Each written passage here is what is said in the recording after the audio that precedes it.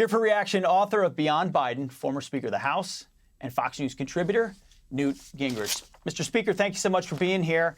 What is their goal? They can't look around and say that begging OPEC and tapping the strategic oil reserve and all this inflation and what they're seeing at the pump, they can't know that's a political winner. So they must be searching for something else or believing in something else. Well, I think you're dealing with a semi-religious belief system.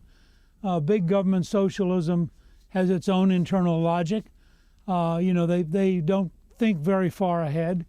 In a world where you need to be able to play four-dimensional chess to be a leader at that level, they can barely play tic-tac-toe. And as a result, I mean, you saw it with Granholm. You have a Secretary of Energy who, when asked about 10 days ago, what's her plan, broke up laughing, sounding like Kamala Harris. Yes. When asked a very basic question, how much oil does the U.S. consume in a day, she had no idea. I mean, it's clear that in an administration that was competent, she'd be gone. But since this administration is incompetent in virtually every area, she's just one more example of the team. The team's incompetent at the border. It was incompetent trying to get out of Afghanistan.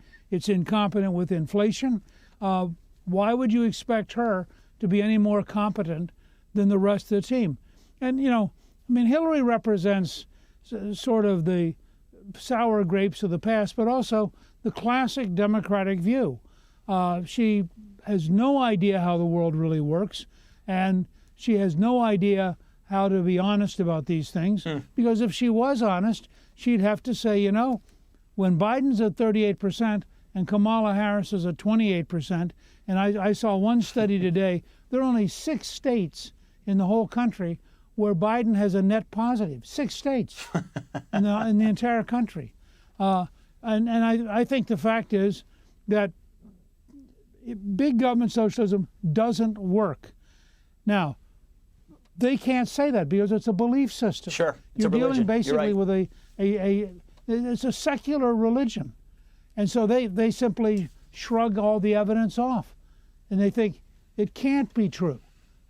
So this guy who clearly was a criminal, clearly should have been locked up, clearly was deliberately killing people, their media, which is a propaganda media of the left, now it's not a news media, their propaganda media can't even report that he killed people. So it becomes sort of this strange accident that happened. If you read the initial reports, it's bizarre. But by the way, that's what the New York Times did with Stalin in the 1930s. It's what they did with Castro in the early 1960s. This tradition of lying about the left is nothing new and has a very deep lineage in places like the New York Times. It's just spread over the last 50 years. What used to only be a handful of newspapers is now virtually the entire journalistic enterprise.